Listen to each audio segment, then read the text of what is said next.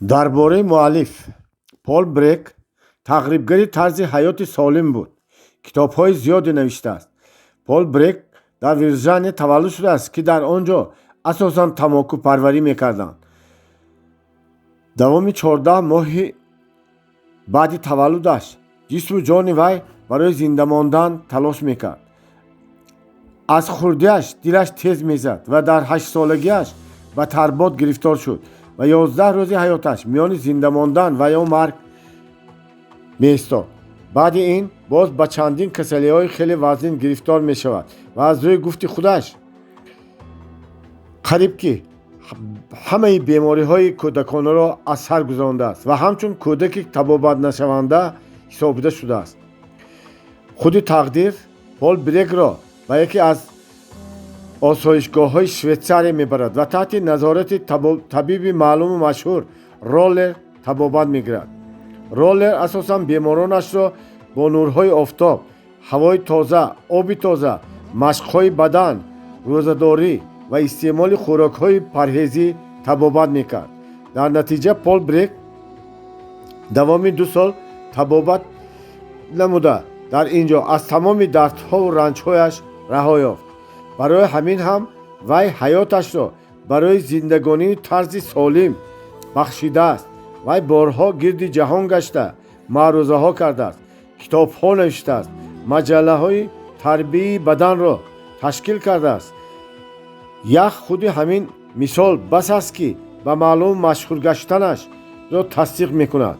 Пол Брек давоми ҳар сол зиёда бо 1000 хабарнигорон вохӯрда ба саволу ҷавоби онҳо иштирок кардааст. саломатиашро вай мегӯяд ки саломатиро бо пул харидан намешавад. мегӯяд Пол Брек, саломатиро худи кас заҳмат кашида ба даст меорад. ман 365 рӯз давоми сол саломатии мустаҳкам дорам ва ягон аъзои баданам дард намекунад ва ҳеҷ гоҳ мондашавӣ, беҳолӣ, бемадориро ҳис намекунам. ман ба тарзи ҳаёти солим зиндагиро ҳаракат мекунам ва худам онро ба даст овардам ва ҳамаи шумо ҳам ҳамин тавр карда метавонед. ҳар субҳгоҳон Пол Брек 5-6 километр пиёда роҳ меравад ё ки медавад. бисёртар оббозӣ мекунад, теннисбозӣ, серфинг ва ба сайёҳат шавқманд мебошад. машқҳои йогаро иҷро карда метавонад. ман ба қувватӣ ва чанддилии мушакҳоям фахр мекунам. мегӯяд Пол Брек, ман ҳамаи машқҳои йогаро иҷро карда метавонам. дар 85-солагӣ бо сарам рост меистам.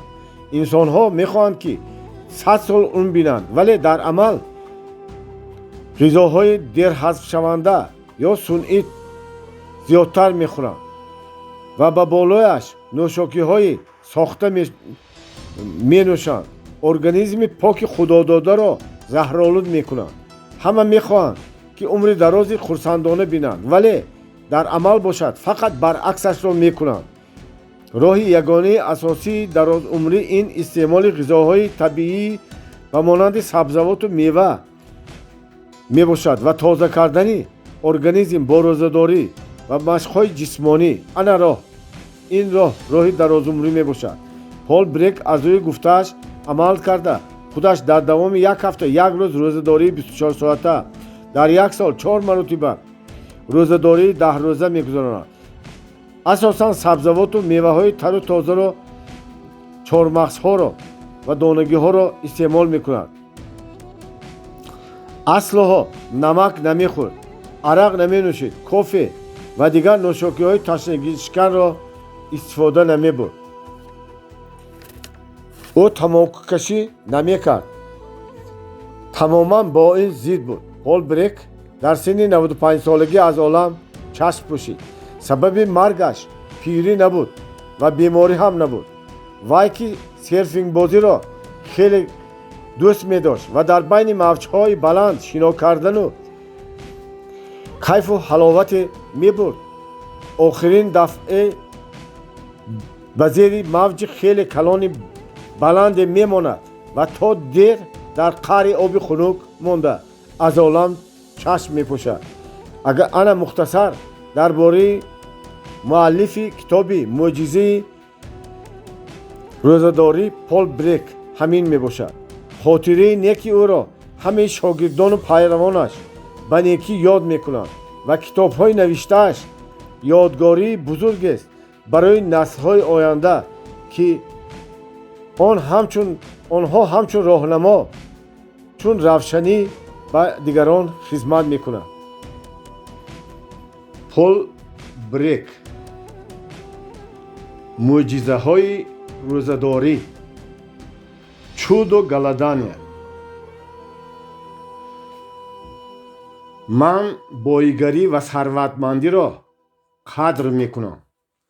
ман фикр мекунам, ки пул, боигарӣ дар замони ҳозира мавқеи баланд доранд. Сарватмандшавӣ ин хоҳиши аксарияти одамон мебошад. агар аз ягон шахс боигариаш гирифта шаваду ба вай фақат саломатии мустаҳкам дода шавад, хоҳиши асосии он шахс тезтар барқарор намудани боигариаш мебошад.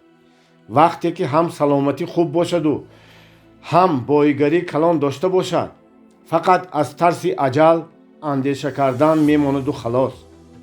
дар ҳама давру замонҳо дар ин рӯи олам ба ягон кас муяссар нашудааст, ки аз марг гурезад. марг ногузир аст. агар вақту соат ки бо амри Аллоҳ таоло тамом шуда бошад, он гоҳ аз тақдир ҷои гурез нест. вале ҳар як инсони соҳиби ақлу хирад қоидаву қонунҳои табиатро риоя карда парҳезкорӣ намояд, ба тозагию гигиени шахсӣ эътибор диҳад, албатта метавонад то пиронсолагиаш бе ягон дарду ғам зиндагонӣ хубе кунад. албатта агар аз ҳодисаҳои нохуш дар паноҳ монад. ҳар як инсон бояд барои ояндаи худаш ва аҳли оилааш аз рӯи ҳамин қоидаҳои табиатро истифода бурда солҳои дуру дароз хушу хурсандона зиндагонӣ карда метавонад. инсоне ки ба ҷисму ҷони худ, ба организми худ ғамхорӣ мекунад, аз пайи он мешавад, нигоҳубин мекунад, метавонад ба давраҳои пиронсолии зиндагонии хушбахтона умед бандад. ман боварии комил дорам, ки худованд ба ҳар инсон умри дарози 120 соларо муқаррар кардааст. дар китобҳои муқаддас ҳам ҳамин хел гуфта шудааст. дарозии умр бояд ба сину соле, ки инсони солим дар шароити мувофиқу мӯътадил умр ба сар мебарад, вобаста бояд бошад. баъзе шахсон аз сабаби дошта натавонистани нафси бади худ ва ҳамчунин аз сабаби пурхӯрии аҳад зиёд ҳатто нисфи умри аз тарафи худованд ба онҳо додашударо надида аз дунё мераванд. ҳайвонҳои ваҳшӣ, агар онҳоро шароити ноқулай таъсир накунад, умри ба онҳо дода шударо пурра аз сар мегузаронанд. инсон бошад ба ин қатор дохил намешавад. аз афташ байни миллионҳо мавҷудоти ҷондори рӯи замин ки худованди карим офаридааст, фақат инсонҳо то давраи охири умрашон зиндагонӣ карда наметавонанд. ҳайвонҳо аз рӯи инстинкт, яъне ҳиссиёташон ҳис мекунанд, мефаҳманд, ки чиро хӯранду чӣ қадар хӯранд. вақте ки ҳайвонҳо бемор мешаванд ё ки ярадор мешаванд, онҳо ягон чиро намехӯранд, яъне онҳо гуруснагӣ мекашанд. ҳиссиётҳои инстинктиашон ба онҳоро маҷбур мекунад, ки чизҳои ба организмашон фоиданокро хӯранду чизҳое ки ба онҳо ба организмашон фоида надорад намехӯранд. вале инсонҳо бошанд баръакс, бо ҳамон ақлу фаҳму фаросати худодода ҳамаи чизҳоро ки маъқул бошад ва хӯрдан мегиранд ва ҳатто хӯрокҳое ки аз чизҳои сунъӣ ва ҳазмкунияшон хеле душвор аст рӯй намегардонанд ва хӯрдан мегиранд. ва ба болои онҳо нӯшокиҳои заҳрдорро менӯшанд. бемадорӣ, касалмандӣ, суст шудани организм, ин ҳама ба назари ман ҷиноят озордиҳӣ нисбат ба чунин чизи бебаҳои худодода яъне тану ҷони худ мебошад. аз ҳамон рӯзе ки ман саломатии худамро барқарор намудам, ман ҳамаи чораҳои заруриро барои мӯътадил ва саломат нигоҳ доштани тану ҷони худам мебинам. ба ман бинобар пайравӣ намудан ба амаликунонии назарияҳои олии табиат ва инсонӣ, яъне ба қувватӣ, тобоварӣ, саломатӣ, гузашткунӣ, истодагарӣ ба ҷисму ҷони ман ҳамин хел фоидаҳои баланде меоранд, ки ман худамро сарватманд ва сарватмандтарини соҳаи саломатӣ ҳисоб мекунам, яъне ман миллионери саломатӣ мебошам. инсон ва табиат аз тарафи худованд офарида шудааст, вале қонунҳое ки онҳоро идора мекунанд хеле оддӣ ва фаҳмо мебошанд. барои он шахсоне ки вақти худро дариқ надошта ин қонунҳоро омӯзанд ва аз рӯи онҳо амал намуда ҳамарӯза аз пайи муомилаи хубе ба организми худ бошанд, албатта фоидаашро мебинанд. масъалаи донистану шинохтани худ хеле беохир менамояд, вале агар ақли солим ва нигоҳи дуруст ба ин чизҳои оддӣ вале қонунҳои аниқи зиндагӣ амалкунӣ, хурсандиву хушнудӣ зиёд меорад. ҳар яке мо бояд барои солимии организми худ ҳаракат кунем, организми худро омӯзем, аз пайи он шавем ва ҳар рӯзи ману шумо ба хурсандиву хушбахтӣ ва саломатии мустаҳкам, умри дарози хурсандона ва ғайрату қуввати зиёд меорад. мо хӯрок мехӯрем ва хӯроки хӯрдаи мо дар организм майда майда мешавад, ҳал мешавад, ҷабида мешавад ва зиёдатиаш ба берун бароварда партофта мешавад. ҳар як инсон 4 узве дорад, ки барои баровардани чизҳои зараровар хизмат мекунад. ин меъдаю рӯда, гурда, шуш ва пӯст мебошад. барои он ки ҳамаи ҳамин узвҳо хуб фаъолият кунанд, организм бояд ба миқдори зарурӣ қувваю тавоноии лозимӣ дошта бошад. барои ҳал намудани хӯроки хӯрдашуда, барои аз даҳон сар карда то охирин рӯдаи ғафс рафтану бурдани хӯрок ва берун кардани он қувваи ҳаётӣ ва тавоноии зиёде лозим аст. ҳамчунин барои гузарондану тоза кардани нӯшокиҳо аз гурда низ хеле қувваи зиёд зарур аст. ҳамчунин қувваю тавоноии зиёде лозим аст, ки барои протсессҳои химиявие ки дар ҷигар талхадон барои ҳал намудани хӯрокҳо гузаронда мешавад ва миллиардҳо ҳуҷайраҳо дар он иштирок мекунанд, боз ҳам хеле қувваю тавоноии ҳаётӣ лозим аст, то ки хуни мо бо кислород дар шушу дил ғанӣ гардонда шавад. боз ҳам қувваю тавоноии ҳаётӣ барои ба воситаи пӯст чун арақи бадан бароварда партофтан зарур аст. роли асосии қувваю тавоноии ҳаётӣ асосан барои организм баровардани партофтани ҳамаи заҳрҳо, ки дар вақти хӯрокхӯрӣ пайдо шуданд, иборат мебошад. дар замони тараққиёти босуръати имрӯзии ҷаҳон, қувваю тавоноии ҳаётии инсон боз маҷбур аст, ки барои аз заҳрҳое ки худи инсон бо истеҳсолоту коркардҳо ба вуҷуд омадааст, бояд худашро, организмашро ҳимоя кунад ва организмашро тоза нигоҳ дорад. ҳавое ки мо нафас мегирем, хусусан дар шаҳрҳо хеле ифлосу заҳролуд мебошанд. мутахассисон ҳисоб карданд, ки дар як худи шаҳри Нью-Йорк дар ҳар як мили квадратӣ ҳар моҳ қариб 60 тоннагӣ чангу гард мефарояд. акнун шумо худатон фикр кунед, ки чӣ тавр организми зинда барои зиндагонӣ кардан ба ин гарду чанг заҳмат мекашад. ана барои ҳамин ҳам дар ин шаҳри калони заҳролудшуда шумораи беморон ва беморхонаҳо خیلی زیادند. دود و چنگک و گردی завод و фабрикаҳо, партовсӯзониҳо, газҳои зараровари корхонаҳо ва гази автомобилҳову дигар воситаҳои нақлиёт албатта обу ҳаворо пурра заҳролуд мегардонанд. заҳролудшавии ҳаво ин хатари ҳақиқӣ ба саломатӣ ва зиндагии инсонҳо ва умуман мавҷудоти зинда мебошад. ана барои ҳамин ҳам рӯзадорӣ ин ягона воситаи асосиест ки барои аз организми инсон бароварда партофтани ҳама гуна заҳрҳо мебошад.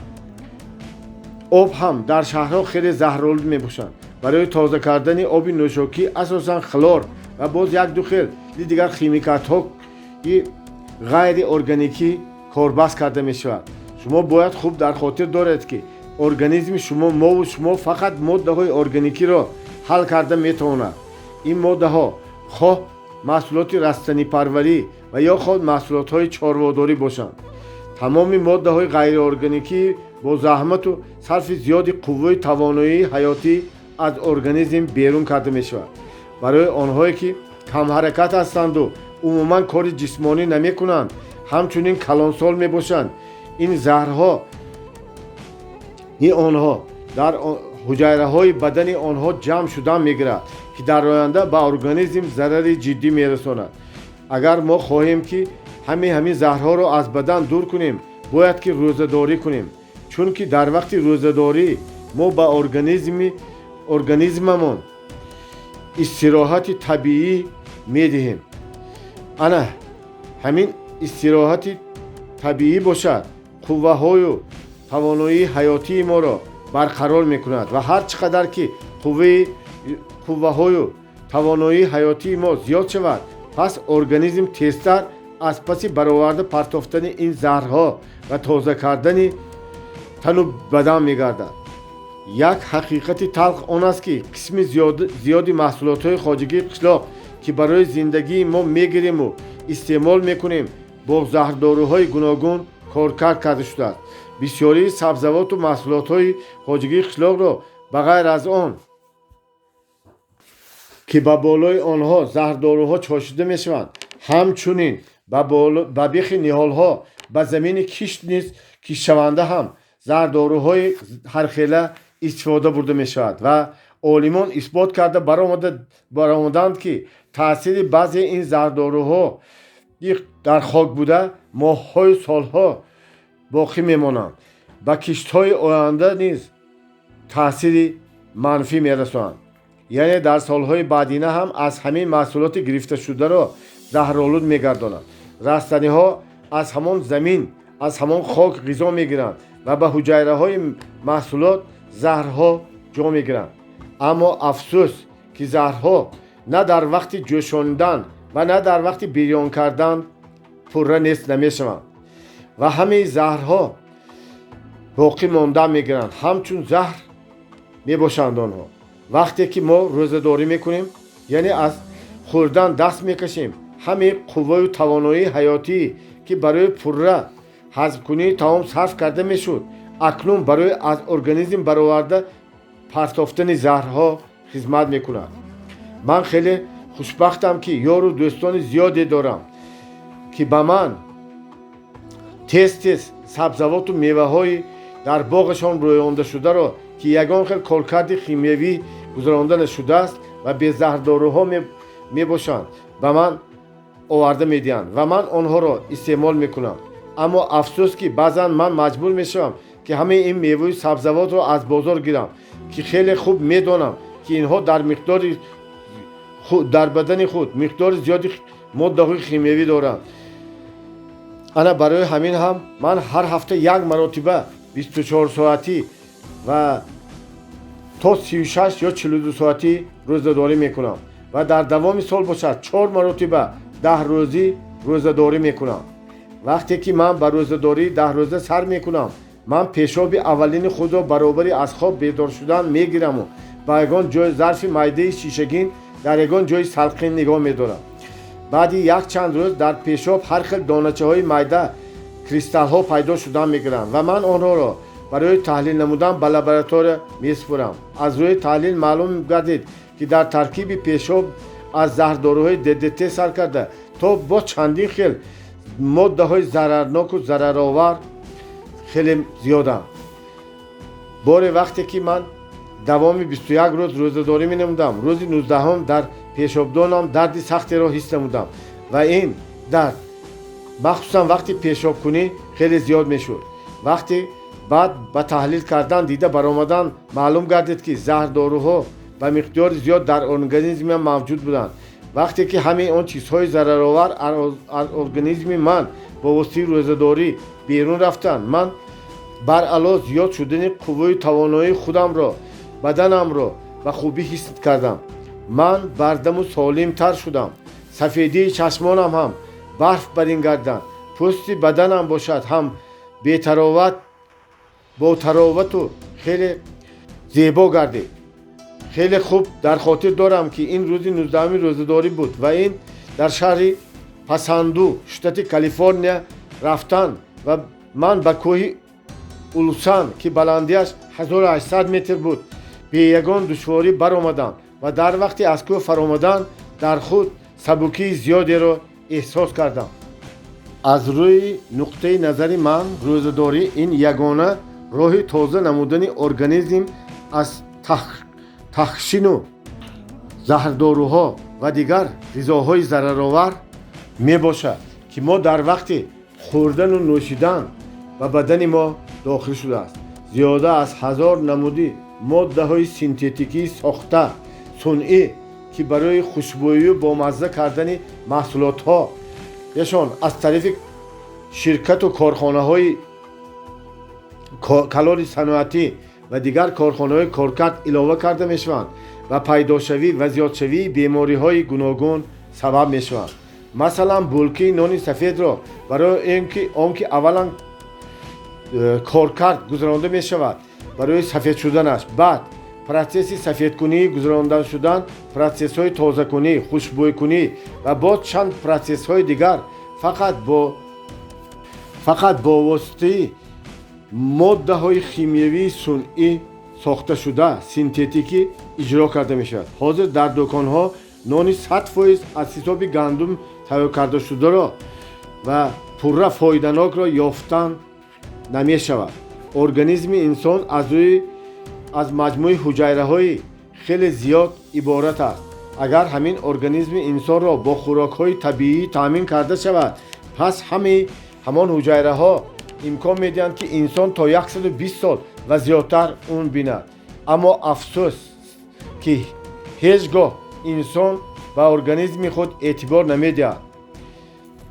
аз ҳавои ифлосу зараровар нафас мекашанд ва хӯрокҳои заҳролуду доштаро мехӯранд ва аз ин ҳуҷайраҳои бадани инсон ҳам зарар мебинанд ва дар ҳолати хеле зиёд заҳролуд гардидани организм ин шахсро ба меморхона бурдан лозим мешавад.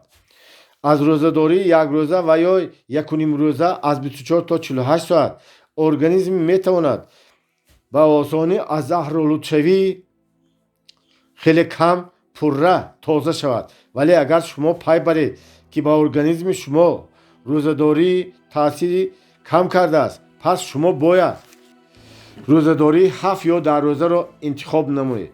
хеле хуб дар хотир доред ки манфиатҳои тиҷоратии шумо ба саломатии шумо ва ба ҳаёти шахсии ояндаи шумо ягон коре надоранд. ман оиди намаки ошиб мехоҳам баъзе фикру мулоҳизаҳои худро гуфта гузарам. асрҳои зиёде ки намак чизи зарурӣ ва бомаззаву болаззаткунанда хубе ба ҳисоб меравад. аммо ман мегӯям ки ин тамоман ғалат аст ва гарчанде хӯрокро болаззату бомазза кунад ҳам хеле зараровартарин чиз мебошад.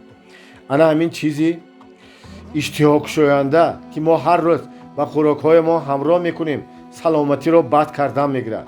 мана як факту рақамҳо диққат диҳед. якум, намак ин хӯрок нест. дуюм, намак ҳал намешавад, яъне аз тарафи организм пурра ҳал карда намешавад. вай қимати хӯрока надорад. намак ягон хел витамин ва моддаҳои органикӣ надорад. вале баръакс ба гурдаҳо ва талхадон ва пешобдон ба дил ба рагҳои хунгард зарар расонда метавонад.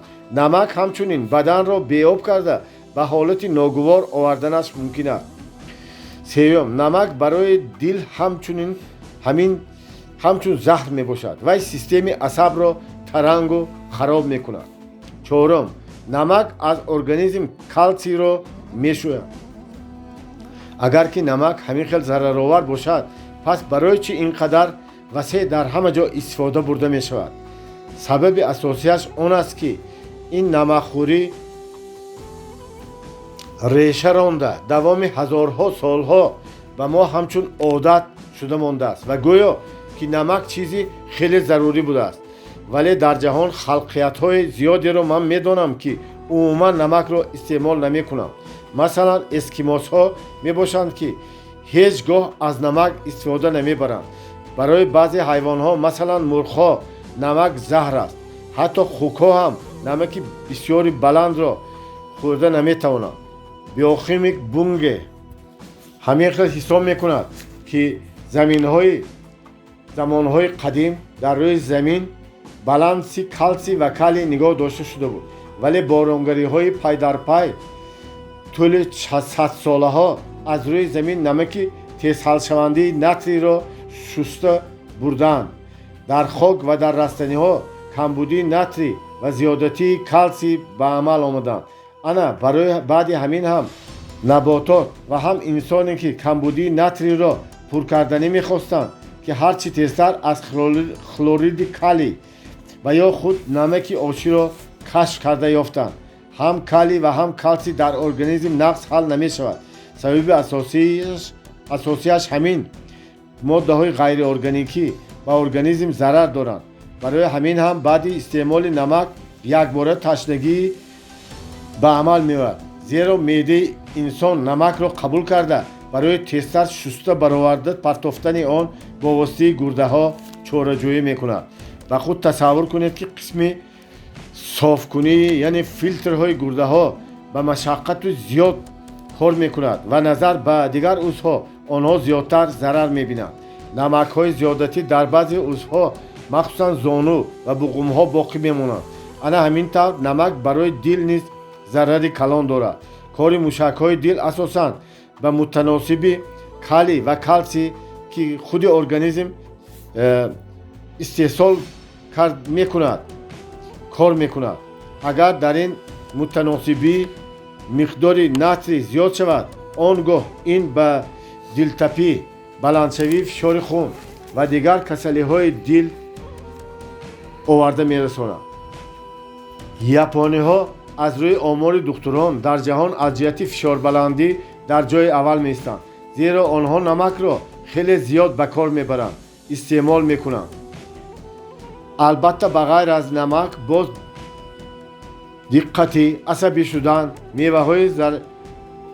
маводҳои зараровари заҳрнокро истифода бурдан ва боз чанд чизи дигар низ сабабҳои фишорбаландӣ мегарданд.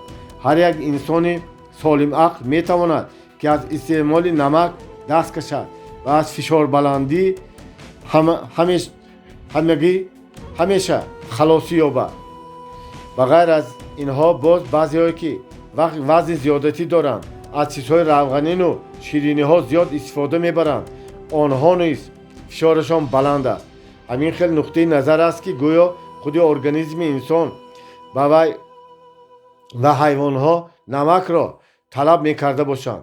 шахсе ки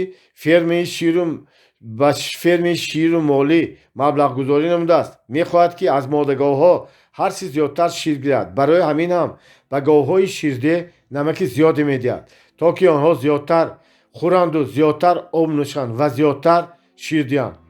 шумо ба мактабҳои Америка даромада як бор ҳоли хонандагонро аз назар гузаронед. мебинед ки хонандагони фарбеҳ хеле зиёданд, зеро дар хӯроки онҳо хеле зиёд маҳсулоти намакдору равғандор истеъмол мекунанд. шумо ба дӯконҳо даромада нигоҳ кунед ки чӣ тавр маҳсулоти консерваҳо хеле зиёданд. ба онҳо ба миқдори хеле зиёд намак меандозанд. намак дар шир, намак дар сабзавот, намак дар ҳасибҳо, панирҳо ва намакро ба онҳо бебаркаш меандозанд. боз дар дигар соҳаҳои хӯрока низ ҳисоб гирифта албатта намакро истифода мебаранд. ҳоло ҳатто ба хӯрокиҳои парҳезии бачаҳои хурдсол низ кӯдакон низ намак илова мекунанд. ҳиндуҳои Америка то омадани аврупоиён дар бораи намак ягон чиз намедонистанд. Христофор Колумб бо ҳамсафарҳояшон ба ҳиндуҳое ки хеле ҳам баҳодурона ва далеру шуҷоъ вохӯрда буданд ва дар ҳамон давраҳо умуман намак истифода бурда намешуд. вале ба ҳиндуҳо ҳам намаку ҳам нӯшокиҳои масткунандаро истеъмолашро сафедпӯстон омӯзонданд. ман дар 13 экспедитсияҳо дар ҳамаи гӯшу канори олам иштирок кардам ва дар ягон ҷо надидам ки ҳиндуҳо ва қабилаҳои сурхпӯстони он ҷо намакро истеҳсол кунанд. ана барои ҳамин ҳам ягон нафари онҳо дарди фишорбаландӣ, дарди дил, дилтеззанию дилтапиро намедонанд. новобаста аз синну соли онҳо фишорашон хоҳ ҷавон хоҳ пиронсол бошанд 120 ва 80 буд. ҳамчунин дарди гурдаҳо ва дил барои ҳамаи онҳо бегона мебошад. барои ҳар як инсон чанд грамм намак ба як рӯз зарур аст. баъзе олимон ҳисоб карда баромаданд ки барои инсонҳо аз 0,5 то 1 грамм намак дар як рӯз бехатар мебошад. аммо амрикоиҳои мо аз ин норми муқарраршуда 15-30 маротиба зиёдтар намак истеъмол мекунанд. зеро ҳамаи хӯрокаҳо аз нону панир сар карда то ҳасибу гӯштҳо, сабзавоту консервагиҳо ва дигар хӯрокиҳо ба миқдори хеле зиёд намакдор аст. сиёҳпӯстони штатҳои ҷанубии Америка аз ҳама зиёд ба фишорбаландӣ гирифторанд, зеро онҳо хеле зиёд намакро истеҳсол мекунанд. ман дар штати Вирҷиния таваллуд шуда дар ҳамон ҷо ба воя расидам ва хешони ман бисёриҳо бо фишорбаландӣ аз олам гузаштаанд. ба организми инсон натрии табиӣ лозим аст ва онро аз ҳисоби лаблабу, сабзӣ, карам, картошка ва дигар сабзавотҳо организм гирифта метавонад. ман дорои таҷрибаи 50-солаи ҳам назариявӣ ва ҳам амалии рӯзадорӣ ки бо илм асоснок карда шудааст мебошам ва ман фаҳмидам ки рӯзадории 4 рӯза ҳамаи намакҳоро аз бадан хориҷ мекунад. инро аз рӯи таҳлили пешоб дидан мумкин аст. 4 рӯз рӯзадорӣ кунад ба ғайр аз оби дистиллат, оби поки дорухона дигар ягон чиз хӯрдан мумкин ва нӯшидан мумкин нест. оби дистиллатро чӣ қадар ки тавонад бояд нӯшад. баъди 4 рӯз шумо ба пӯсти баданатон нигоҳ кунед, мебинед ки хеле ҳам тозаю ба зеб гаштааст. ҳамаи варамҳо нест мешаванд. шумо бо рӯзадорӣ тамоман дигар мешавед. шуморо саломатӣ аз нав насиб мегардад. шумо ҷавонтару зеботар мешавед. ин ҷавоншавӣ дар миллиардҳо ҳуҷайраҳо ба амал меояд. баъди ин 4 рӯза рӯзадорӣ ҳаракат кунед ки ба организм намакро даромадан намонед. вале ин кор дар шароити имрӯза хеле душвор аст. ба ман ки бисёр вақт дар сайру сайёҳат мебошам ва ба дигар давлатҳою ҷойҳо барои гузарондани маърӯзаҳо меравам, дар он ҷойҳо маҷбурам ки аз хӯрокҳои ҳамон ҷойҳо истифода барам. вале ман дар тарабхонаҳо, дар киштиҳо, дар ҳавопаймоҳо ва қатораҳо ман аз ходимон хоҳиш мекунам ва илтимос ки ба ман бенамак хӯрок биёрам. ман ҳеҷ вақт ба хӯрокам намак ҳамроҳ намекунам. умуман дар ҳавлии мо, дар аҳли оилаи мо брекҳо намак истифода бурда намешавад. ҳамаи мо аҳли оила ба хӯрокиамон ба ҷои намак кабудиҳо ва сирпиёзро ҳамроҳ мекунем. аз ман бисёр шахсон мепурсанд ки оё рӯзадорӣ бемории онҳоро табобат карда метавонад. ман хеле ҳам фаҳмо карда гуфтан мехоҳам ки ман рӯзадориро умуман ҳамчун табобат ба ягон шахс тавсия намедиҳам. ман ба табобат машғул нестам. ман ба ягон дору боварӣ надорам ба ғайр аз табиат. ягона кореро ки мо карда метавонем аз рӯзадорӣ организми мо ба қувват мешавад. қувваи ҳаётӣ, қувваи зиндагиаш баланд мегардад. ва вақте ки худи организм ба қувват шуд, табобати беморӣ ин кори худи организм мебошад. ман ба шумоён рӯзадориро меомӯзонам, то ки шумоён қувваҳои ҳаётиятонро мустаҳкам намуда барои бартараф намудани камбудиҳои ҷисмиятон ҳаракат кунед. мо дар як ҷаҳони тезтағйирёбанда зиндагӣ карда истодем. инсонро зарур аст ки дар ана ҳамин замон роҳи дурусти зиндагии поки худро дарёб кунад. ҳар як соати корӣ ба сарфи зиёди қувваю тавоноии ҳаётии мо ба ҷо оварда мешавад, то ки барои зиндагӣ кор кардан лозим, оиларо таъмин намудан лозим, дар кӯчаҳои сермошин бо автомошина ҳаракат кардан лозим, барои кори иҷро карда истодаамон ҷавоб доданамон лозим, фарзандонамонро тарбия намудан лозим, вазифаҳои ҷамъиятию давлатиро иҷро намуданамон лозим. барои ҳамин хела корҳо ҳазорҳо қувваю тавоноии ҳаётӣ сарф мешавад. бисёриҳо фикр мекунанд ки қувваю тавоноии ҳаётии онҳо аз ҳисоби доруҳои дорухона, витаминҳо, аз май, аз кофе, аз чой ва дигарҳо гирифта метавонанд, вале онҳо хатогии калон мекунанд. агар қувваи тавоноии ҳаётӣ кам бошад, пас организм вазифаи худро нағз ба хубӣ иҷро карда наметавонад. махсусан системаи меъда, гурда, узвҳои нафаскашӣ ва пӯсти бадан ба пуррагӣ кор намекунанд ва моддаҳои зараровар ва заҳрдоруҳоро ки таҳсин шуда дар тану бадани инсонҳо мемонанд. ана ҳамин таҳсинҳо бо системаи асаб хабар медиҳанд ва инсон дардро ҳис мекунад. ин хабари он аст ки инсон аз рӯи қонунҳои табиат рафтор накарда истодааст ва ин қонунҳоро поймол карда истодааст. вале инсон ба ин дардҳо ба тарзи фаҳмиши худаш нигоҳ мекунад. вай мегӯяд ки мумкин аст ман шамол хӯрда бошам, мумкин аст ман монда шуда бошам ва ин дардҳо, сабаби асосии ин дардҳо ин аст, он мебошад ки ман пир шуда истодам. инсон бояд фаҳмад ки сабабгори асосии ин ҳама ҳолатҳо худи вай мебошад. худи инсон бояд ба ин дардҳо ҷавобгар бошад. аз тарзи нодуруст бурдани тарзи зиндагии организмро хеле беқувват шуда ба баровардани заҳрҳо қувват намекунад. барои ҳамин ҳам шуморо зарур аст ки рӯзадорӣ кунед, бо тарзи ҳаёти солим дуруст зиндагонӣ кунед ва ба ҳамаи дарду ранҷҳоро аз бадан бароварда партоед. ба инсон хос аст ки дар бораи мӯъҷизаҳои доруҳо табибҳо боварӣ дорад ва умед мекунад ки бо роҳи осон саломатиашро барқарор мекунад.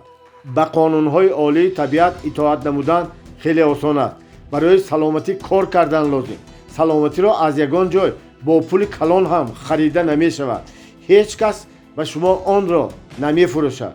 ман саломатии мустаҳкам дораму ҳамчунин қувваю тавоноии ҳаётиам хеле зиёд аст. зеро ман қонунҳои асосии табиатро омӯхтаму аз худ намудам ва аз рӯи онҳо амал мекунам.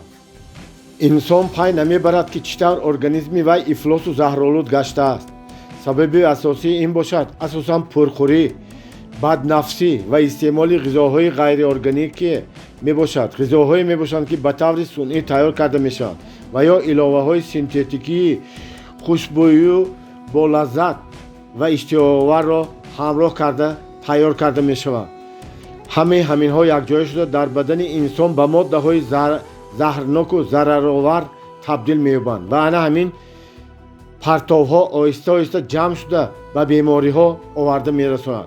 табиат хоҳ нохоҳ маҷбур мекунад ки организми инсон худаш аз пайи бароварда партофтани ин моддаҳои заҳрнок гардад ва беморӣ пайдо мешавад. он гоҳ инсон роҳи ба тезӣ дуруст шуданро мекобад, вале албатта рӯзадорӣ ба хотири ҳеҷ кас намеояд, балки аз пайи хӯрдани доруҳои ҳархелаи химиявӣ мегардад. беморӣ ин воситаест ки бо воситаи он табиат ба шумо мефаҳмонад که در ارگانیسم شما تحشین‌های زهرها و دیگر ماده‌های ضررآور زیاد شده است. شما با روزه‌داری به ارگانیسمتان مدد می‌رسانید تا که همه این ماده‌های ضررآور از بدن شما برآورده شود. انا همین کار به همه حیوان‌ها معلوم بوده، آنها همین طور می‌کنند. هیچ چیز نخورده صبر و طاقت نمودن آنها را از دردها رها می‌کند. همه ما انسان‌ها اکنون در زمان پیشروی علم و تکنیک زندگی کرده ایستاده روزه‌داری را از خاطر برآورده ایم. ممکن هر شخصی که بیمار شده باشد پی میبرد که اشتهایش بسته شده، طبع کس خیره میگردد و بعضا از دیدن بعضی خوراک‌ها دل کس بی‌حال بی‌حضور میگردد. البته در این دوره نزدیکان و پیوندان مجبور میکنند، خواهش میکنند که دلت نخواهد هم باید چیزی خوردن لازم، زیرا که باید قوت گیری. انا در همین وقت خود ارگانیسم شما هیچ چیز خوردن نمیخواهد. طبیعت خودش به شما فهمانده میتواند که باید روزه‌داری کنید. اگر روزه‌داری کنید پس حسیات شما خیلی بلند میگردد، عقل را روشن میکند. من خودم این را خیلی خوب میدانم، زیرا که خیلی زیاد تجربه کرده دیدم که چطور هر دفعه بعد روزه‌داری عقل و خردم توانا میشود و من خودم را بردم و سالم حس میکنم. من میخواهم که تا 120 سال و زیادتر زندگانی کنم و البته سلامتی مستحکم و قوه و توانایی حیاتی بلند و حالت طبیعی عالی درجه داشته باشم و من زندگی را دوست می‌دارم. هر یک روز حیات من این نعمت بی‌بهای است که از طرف خداوند به من داده شده است. من خودم را اداره کرده میتوانم و هر یک ساعت زندگیم را قدر میکنم و ثمرناک و با صفت استفاده میبرم. طبیعت مادر برای ارگانیسم سلامتی را عذاب دادن را نمیبخشد. هر باری که شما خوراک‌های بیجان و صنعی، خوراک‌های زهرآلود شده را میخورید، البته جزای سختش را میبینید. این تماما بی‌عقلی است که به امید داروهای سنتتیکی شده به این کار دست نهید. هر یک قدم زهرآلود شوی این یک قدم کم کردن زندگانی است. از این همه عضوهای بدن ضرر میبینند. خون خود را افلاس نکنید. از درد سر آغاز کرده تا هضم نشدن خوراک و شمال خوری های سخت اساساً از حساب زهرآلود شوی ارگانیسم می باشد. وقتی که خون زهرآلود می شود این برای میکروب ها بسیار کلای و نقض حالت خوبی می گردد و آنها از پی بیحال و بیمدار کردن ارگانیسم می شوند. ممکن شما پرسید که من چطور خون خود را تازه کرده می توانم؟ این کار را شما باید اصلا با خوردن میوه و سبزیجات، کبودی ها، چهارمغزی ها سر کنید. باید که اینها هم به طور نپخته یعنی خام استعمال کردن ضرور است. لازم است که 60% خوراک یک روزه تان باید از همین میوه و سبزیجات ها عبارت باشد. برای بعضی ها ممکن است که معقول نباشد، چون که ارگانیسم آنها به همان خوراک های پخته و وزنین عادت کرده باشند که ریاکسی ترشی میدهد. عادت کرده باشند. همین را فهماندن میخواهم، گفتن میخواهم که فقط ارگانیسم خیلی بی‌قوت و زهرآلود شد گشته میوه و سبزیجات ها را قبول کرده نمیخواهد. اگر به شما بعضی کبودی ها و سبزیجات ها معقول نباشند هم شما باید کم کم به خوردنش سر کرده عادت کردنتان ضرور و شرط است. اگر در یک هفته یک مرتبه 24 ساعت روزه‌داری کنید آنگاه شما از بسیار چیزهای ضررآور و زهرها خلاص میشوید. ولی اگر شما از 3 تا 7 روز روزه‌داری کرده توانید آنگاه ارگانیسم شما پوره تازه میشود. اکنون باید شما دانید که کدام محصولات ها به شما ریاکسی ترشی میدهد. اینها اساساً شکر و همه نمود شیرینی ها، کربوهیدرات ها یعنی نان و عموما محصولات خمیرین، گوشت، ماهی، کافه، چای، مایها. بیشوبه تنها فکر کردن و از استعمال نکردن این چیزها بسیاری ها را به وهم می اندازد و می ترساند. ولی اگر شما خواهید که عمری دراز بینید ва агар хоҳед ки сеҳат саломатии мустаҳкам доштанро орзу кунед, пас бояд шумо оқилона андеша намоед ва аз паи худ шавед, аз паи тану ҷони солими худ гардед. парҳез карда тавонистан ва ба истеъмоли зиёди сабзавоту мева хӯрдан ба шумо ёрдам мекунад. хӯришҳои бомазза карда хӯрдан хеле хуб аст ва камтар арахис, бирён карда шуда, бодом, чормағз, донаи офтобпараст, тухми каду хеле бомаззаву болаззат ва иштиҳоро оваранда мебошад. агар шумо бегӯшт пурро хӯрда натавонед, майлаш бигузор, пас дар як ҳафта 2 ё 3 маротиба хӯрокҳои гӯштдорро истеъмол кунед. вале дар ҳолати аз нав пайдо шудани бемориҳо ҳатман гӯштхӯриро бас карда ба хӯрдани сабзавоту мева шурӯъ кунед.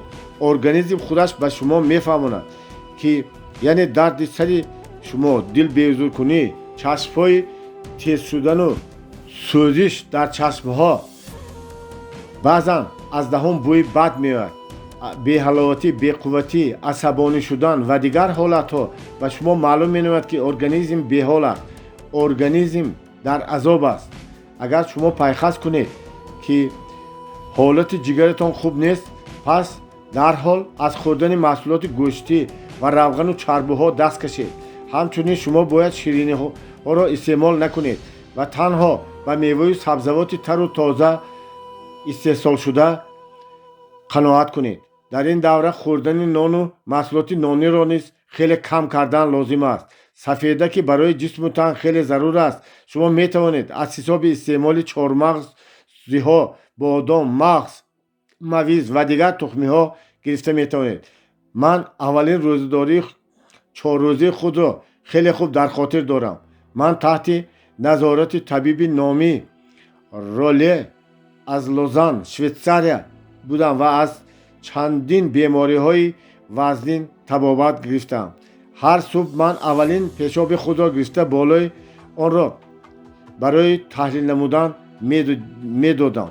духтур Ролле ба ман гуфт ки туро имтиҳони сахте дар пеш аст ва бояд аз уҳдаи он баромада тавонӣ. ҳамин як чизро ба ҳамин хонандагон расонида мехоҳам ки шахси бемор бояд албатта таҳти назорати табиб ва ё ин ки мутахассисе ки таҷрибаи калони рӯзадорӣ дорад, таҳти назорати ҳамон шахс бояд рӯзадории зиёд кунад. вақте ки ман ин рӯзадории 4рӯзаи худро ба охир расондам, маро маҷбур карданд ки фақат ба истеъмолу сабзавот ва меваҳо қаноат кунам. баъдтар ба хӯрдани сабзавотҳои ҷӯшонда ва дар пар пухта шуда низ иҷозат доданд. тахминан баъди 2 ҳафта ман баръало хеле хуб шудани саломатиамро ҳис намудам. худро хеле сабуку озод ҳис мекардам ва умуман ягон маротиба ин хел ҳолати хубу гувороро аз сар нагузаронда будам. баъди ин рӯзадорӣ ҳолату саломатии ман рӯз ба рӯз хеле беҳтар шудан гирифт. дар зери назорати духтур Ролле ман боз чандин бор рӯзадориҳои 7 рӯза, 14 рӯза ва 21 рӯзаро гузарондам. байни ин рӯзадориҳо фақат бо истеъмоли сабзавоту мева қаноат мекардагӣ будам. ҳар як шахс метавонад аз баъзе нишонаҳои заҳролудшавии организмаш огоҳӣ ёбад. пайдо шудани моеъи часпаки хокистарранг дар забон ё ин ки пайдо шудани рагҳои сурхи баланд дар рухсораҳо, инҳо нишонаҳои беморӣ мебошанд. инҳо нишонаҳои заҳролуд гаштани хун мебошанд. ҳаёт ин мубориза аст. барои ҳамин ҳам ҳар як шахс бо пай бурдани нишонаҳои заҳролудшавии ҷону тани худ, яъне беморӣ, бояд аз паи ислоҳи он камбудиҳо шавад, организмашро тоза кунад ва аз паи рӯзадорӣ ва истеъмоли сабзавоту меваҳо гардад. агар мабодо ба ин тарзи табобату тозакунии организм, яъне рӯзадорӣ, шуморо ёру дӯстон, ҳамнишинон масхара кунанд, ба ҳоли шумо онҳо ханданд, шуморо беақлу нодон ҳисоб кунанд, майлаш, шумо аслоҳо хафа нашавед, пушаймон ҳам нашавед. шумо ҳам дар охир механдед. шумо он гоҳ шумо аз таҳти дил механдед, аз хурсандӣ механдед, зеро саломатии худро барқарор намудед. ҳозир вақте ки ман ин китобро навишта истодам, 85 сола мебошам ва ман شکر میکنم، افتخار میکنم که بند و بغمهای من خیلی سرحرکت و مستحکمند و از شخصانی که از من چندین سال جوانترند سلامتی مستحکمی دارم، تن و جان بقوت دارم. من با خیلی آسانی مشقهای یوگا را به جا میآورم. در این سن و سال شخصانی خیلی کمی یافت میشوند که بقوت میباشند و مشقهای کرده یوگا را این طور مانندی من اجرا کرده میتوانم. من پایهایم را بالا برداشته با سرم میستم و من خودم فکر میکنم که بازو و بند و بغمهای من به مانند بازو و بغمهای بند موشکهای بچگان 10 ساله میباشند. همه این به شرافت روزه‌داری عاقلانه میباشد و استعمال غذاهای منفعت آور و طبیعی مخصوصا سبزیجات و میوه‌های تر و تازه و از جهت اکولوژی تازه و فایده آور میباشد. من از روی دیده و شنیده هایم میدانم که بسیاری ها به پرخوری نفس بدی عادت کردند و آنها نه از گرسنگی ماندن بلکه از احساسات عادت بدی خوردن خود و نفس بدیشان خوردن میگیرند. من خیلی خوب میدانم که این شخصان بنابر خیلی زیاد خوردن کم حرکت میکنند. قسم زیادی خوراک‌های با مزه درست نخاییده معده نکرده فرو بردن میگیرند که در نتیجه ارگانیسم همه آن را کارکرد کرده نمیتواند. قوه و توانایی و قدرتش نمیرسد و هر حل کرده نمیتواند، جابیده گرفته نمیتواند و همه ماده های ضررآور را بیرون برآورده پرتافته نمیتواند. انا همین باقی مانده های چیزهای ضررآور در ارگانیسم تحسین شده تن و بدن را بیمار میگرداند. این خیلی پروسسی طولانی میباشد و از بقوتی ارگانیسم وابستگی دارد. یعنی دوره ضرریابی ارگانیسم سر شده تا به دوره از پی تبابت شدن دوام می‌یابد. در بسیار شخصان اولا درد پایها سر میشوند، زیرا در کف و پنجه های پایها 26 بغمچه های سرحرکتی معده موجودند. آهسته آهسته درد پای ها بالا رفته میگیرند. شخص را از حرکت میمانند، داروی درمان میخورند ولی این بیفایده است، زیرا الکی تحسین های ضررآور پایها را عذاب دادن میگیرند و اکنون با واسطه خون به بالا، به زانو، به بند و بغم‌های بالاتر و میان و اورنج و دست و گردن برآمده تحسین شدن میگیرند. بعضی ها را ملاحظه کنید که چطور با عذاب خم و راست میشوند، سرشان را به طرف درست گردانده نمیتوانند و بعضی ها باشند پنجه های دستانشان را درست کشاده محکم کرده نمیتوانند. راهگردیشان خیلی دشوار میگردد. همه آنها با دل پر میگویند که این نشانه های پیری میباشد. به این سخنها اصلا باور نکنید. سبب اساسی اینها جمع‌شوی زهرها، چیزهای ضررآور در ارگانیسم میباشد. امریکایی ها برای گم کردن این دردها میلیاردها دانه کپسوله ها، حبچه ها، آرام بخش و تسکین کننده را که درد را تسکین میدهند استفاده میبرند. با آبهای مینرالی، لای و گلهای شفابخش میروند و باز از چندین دیگر راه و اصولها استفاده میبرند. خودی من اصلا درد بند و بغمها مرا عذاب نمیدهد. من اصلا نمیخواهم که توصیه های من کرده ایستاده این همچون باز یک راهی از کسلی خلاص شدن قبول کرده شود، ولی من تصدیق کرده میتوانم که راهی حل این مسئله موجود است. وقتی که شما روزه‌داری میکنید در ارگانیسم شما قوه های برقرار کننده سلامتی به فعالیت سر میکند. آنها قوه ها به تازه کردن و پاک کنی حجره های بدن سر میکنند. وقتی که شما روزه‌داری میکنید همه قوه های توانایی حیاتی شما که برای خویدن و معده کردن و ریزه کردن و جابیدن خوراک ها صرف کرده میشد قسماً برای برآورده پرتافتن صرف میشد، اکنون برای تازه کردن ارگانیسم صرف کرده میشود.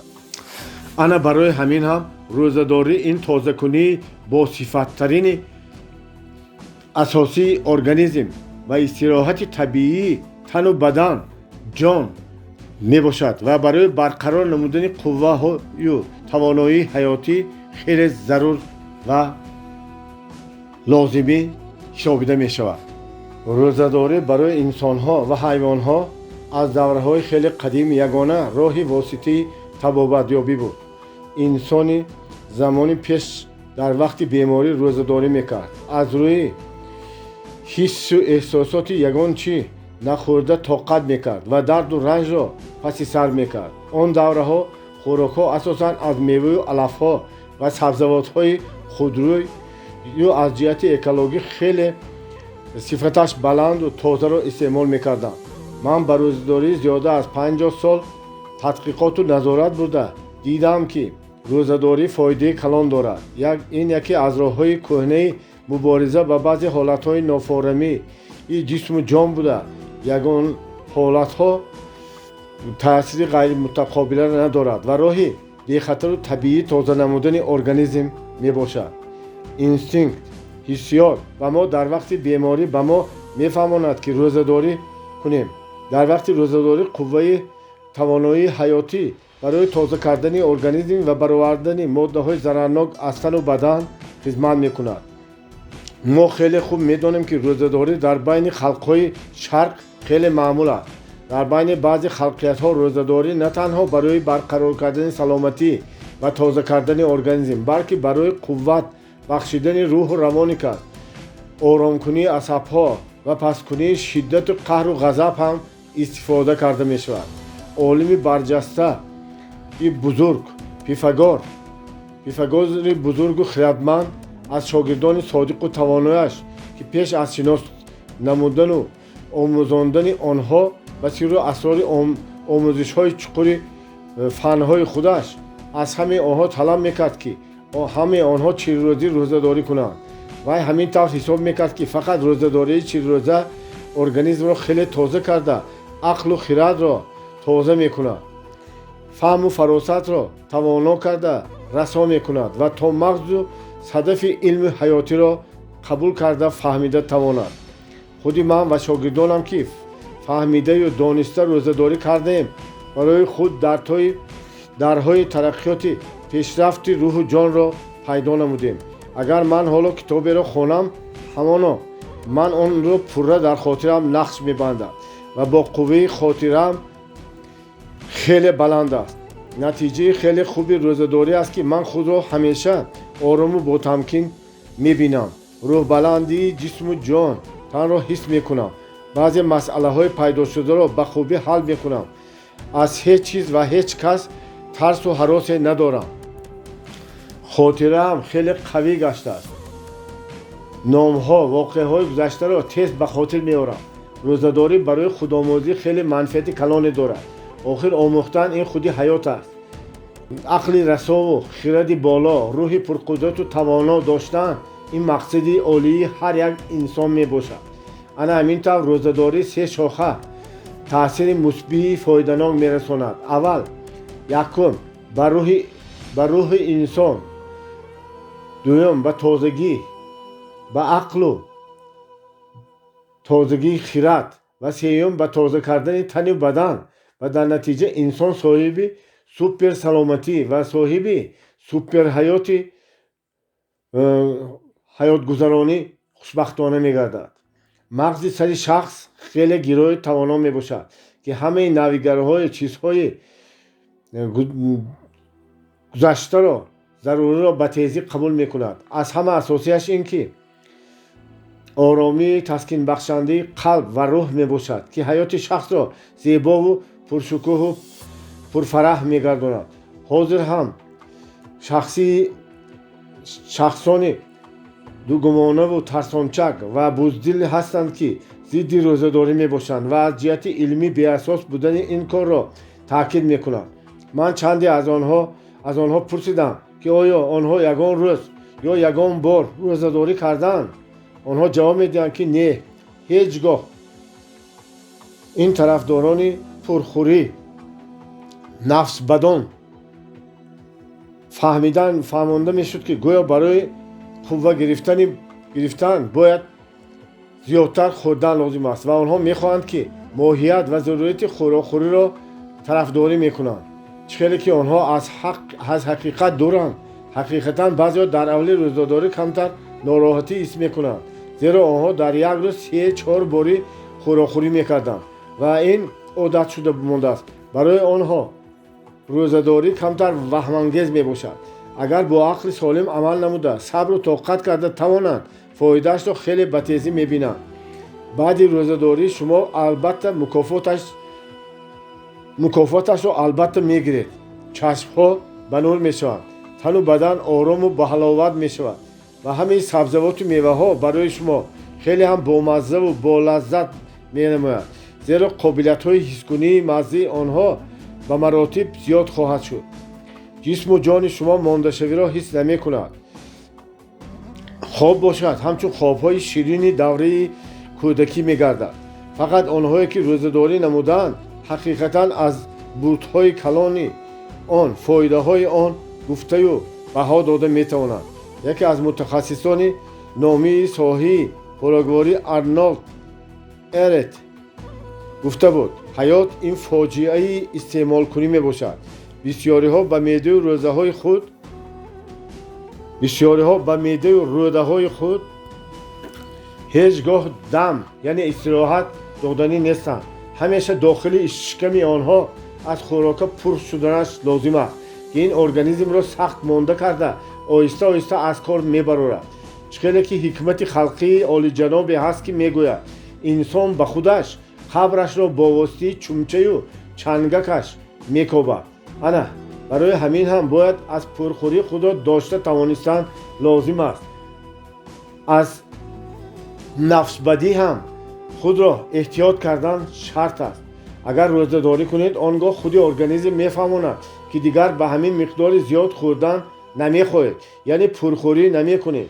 рӯзадорӣ ҳаҷми меъдаро хурдтар мекунад ва гарчанде ки аз рӯзҳои муқаррарӣ 2 маротиба камтар истеъмол кунед ҳам худро хеле бардаму солим ва табатон хуш мебошад.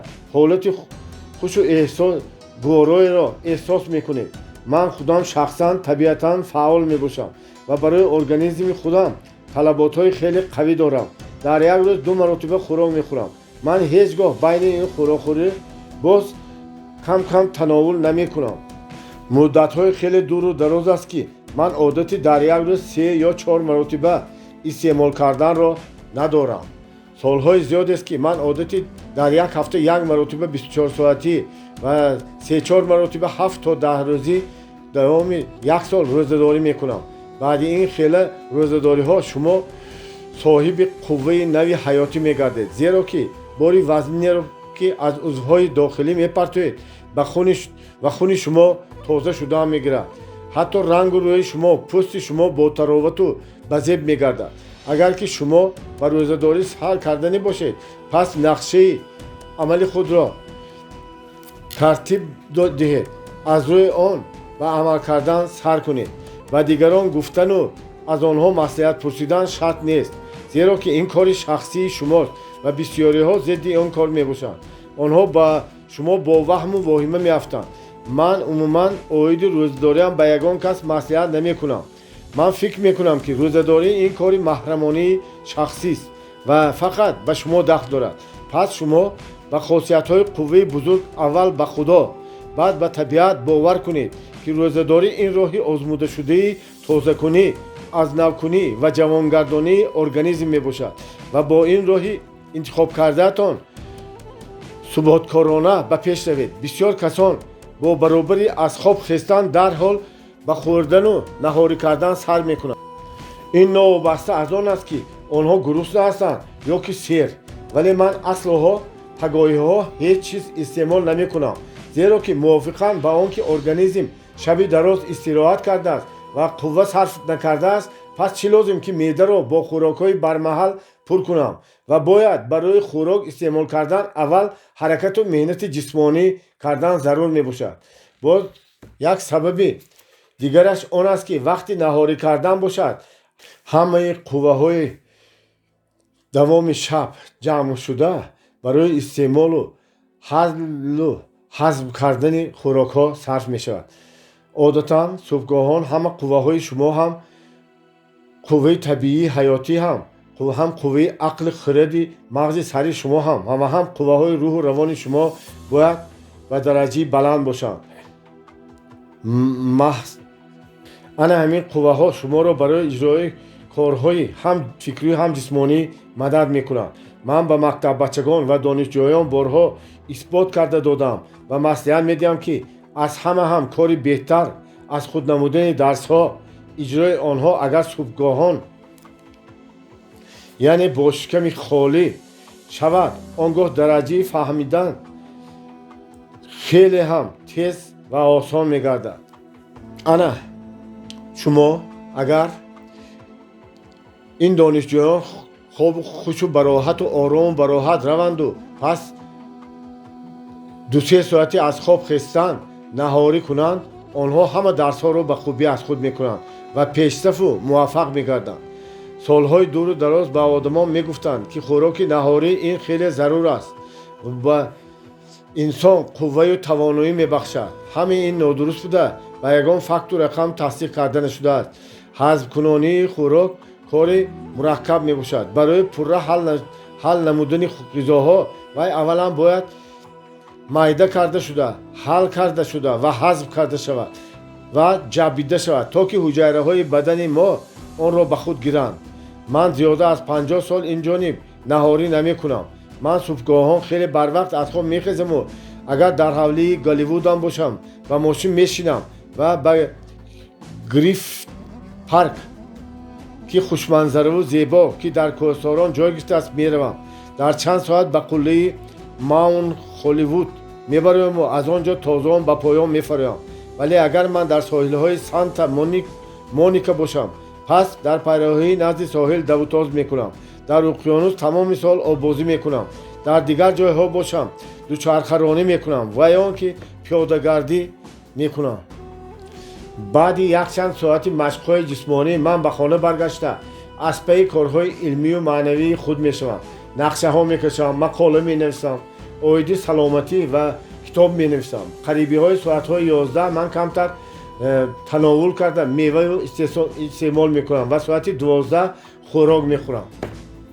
аввал хӯриши наву тоза тайёркардашударо, ки аз караму сабзӣ, селдерей, редиска, лӯбиёгиҳо ва нимто авокадо иборат аст, тановул мекунам. тухми офтобпараст, тухми каду ва чормағзиҳо низ истеъмол мекунам. хеле бомазза аст ин наҳории ман ва ҷисму ҷони ман аз ин тановул роҳат мекунад ва ба худ қувваю тавоноӣ нав мегирад. ва баъди 1 соати истеъмоли таом, қисми коркардашудаи он бароварда партофта мешавад, яъне шиками ман пурра холӣ мешавад. шахсоне ки зиёде ки беморанд ё ки худро хеле нороҳату бад ҳис мекунанд, зеро онҳо ба пурхӯрӣ мекунанд, нафсбадӣ мекунанд. 65-70% аҳолии Америка вазни зиёдатӣ дорад. одамон ҳамеша аз пайи хӯрдан ҳастанд. аввал наҳорӣ, баъд кофе ё бо печению самбуса, баъд таоми нисфирӯзӣ, баъд таоми баъди нисфирӯзӣ, баъдтар таоми бегоҳирӯзӣ ба қувват. баъди ин то дер тамошои телевизор ва дар ин мавридҳо албатта кока-кола, печенияҳо, шириниҳо, кофе, торт истеъмол мекунанд. ҳеҷ аҷоибаш нест, ки онҳо доимо аз кӯфтагӣ, беҳолӣ, бемадорӣ шикоят мекунанд. ҳатто одамони тамоман саломат ҳам аз ин хел истеъмоли организмашонро обу адо мекунанд. дар бемориҳо ва пиршавии пеш аз вақт ягон ҷои махфӣ нест. шуморо барои одатҳои бадатон табиат ҷазо медиҳад. агар шумо пурхӯрӣ намуда ба организми худ ҷабру ситам кунед, пас ҳамон моддаҳои зараровари ҳосилшуда миллиардҳо ҳуҷайраҳои бадани шуморо заҳролуд мекунанд. шумо бемор шуда организматон пеш аз вақт пир шудан мегирад, зеро шумо ҳамаи аъзои баданатонро тоза нигоҳ дошта наметавонед. рӯзадорӣ ин ягона роҳи тоза кардан ва ҷавонгардондани организми инсон мебошад. ҳеҷ кас ба ҷои шумо ин корро карда наметавонад. ин кори шахсии шумо буда фақат ҳаракату боварӣ ба худ лозим аст. агар шумо ихлос кунеду бовар кунед, ки рӯзадорӣ ба шумо фоида мекунад, пас шумо ба мақсад албатта мерасед.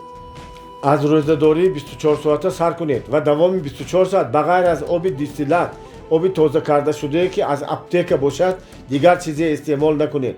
рӯзадорӣ ин дар меъда ба ғайр аз чизи дигаре набуданаш зарур аст. шумо метавонед аз пайи кори ҳаррӯзаи худ равед. акнун дарси кӯтоҳе аз фанни химия. ду намуди моддаҳо мавҷуданд: органикӣ ва ғайриорганикӣ. جسم و جان تن و بدن ما از الیمنت هایی که از ارگانیسم های زنده به وجود آمدن عبارت است و میوه و سبزیجات ها همه ماده های ارگانیکی می باشند. همینطور همه خوراکی هایی که از حساب چاروا ماهی گرفته شده ارگانیکی اند. ماده های ارگانیکی برای حیات و سلامتی ما بسیار ضرورند. گرچند که زمین زیر پایمان همه الیمنت های برای حیات ضرورت داشته باشد هم ارگانیسم ما آنها را گرفته حل کرده جابیده گرفته نمیتواند. فقط با واسطه رستنی ها و درختان این الیمنت ها را ارگانیسم انسان گرفته حل کرده به خود میگیرد. یگان انسان از ماده های غیر ارگانیکی غذا گرفته نمیتواند. من در ویرجینیا به دنیا آمده در همانجا به واقع رسیدم. آب آنجا درشت می باشد. در ترکیب آن ناتری، آهن، کلسیم خیلی زیاد موجود است. بسیاری اهالی یوردستان از بیماری گرده عذاب کشیده وفات کردند زیرا ماده های غیر ارگانیکی را ارگانیسم انسان حل کرده نمیتواند. چندین سال پیشتر من به اکسپدیسیا به خیتای رفته بودم. یک قسم دولت از خشکسالی عذاب میکشید. من با چشمان خود دیدم که چطور بیچاره گرسنه‌ماندگان خاک را میخوردند و بسیاری آنها نابود شدند زیرا ارگانیسم انسان آن را حل کرده نمیتواند. ممکن شما هم شنیده باشید آب پاک کرده شده دیستیلات این آب مرده است زیرا دارای حتی در آن حتی ماهی ها هم زندگی کرده نمیتوانند. چند سال پیشتر وقتی که من با دوستم دوگلاس فربنکس در جزیره پولینزی سیاحت میکردیم ما با آدمان تهجایی همانجا واخوردیم. آنها خیلی هم زیبا قامت های رسا و پرقوت بودند. معلوم گردید که آنها تنها آب دیستیلات پاک شده را میخوردند زیرا گرد و اطراف جزیره را اقیانوس آرام پره پوشاندگی می باشد و مردم تهجایی فقط آب باران را جمع کرده می نوشیدند. من که سیر و سیاحت زیاده در تمام کره زمین کردم در یگان جای همین خیله مرد و زنهای زیبای و بزرگ و با قوت را ندیده بودم. همراهی ما طبیبان بودند و آنها کهنسالان را تشخیص و تحلیل کرده و سلامتی آنها به حیرت افتادند. همه آنها عمری دراز و با برکت می‌بینند زیرا فقط آب پاک شده یعنی آب دیستیلات آب باران را می‌نوشند. در تمام داروخانه‌های روی عالم داروها فقط با آب پاک شده یعنی آب دیستیلات ساخته می‌شوند. این نادرست است که آب پاک شده را بیجان می‌گویند. نه وای آب خیلی هم آب تازه و ملایم میباشد. آب تازه کرده شده برای آب کردن و بیرون آوردن تحسین‌های زهردارو در ارگانیسم بوده یاری کلان میرساند. شخصی که تجربه کلان روزه‌داری ندارد نباید که از 10 روز زیاد روزه دارد.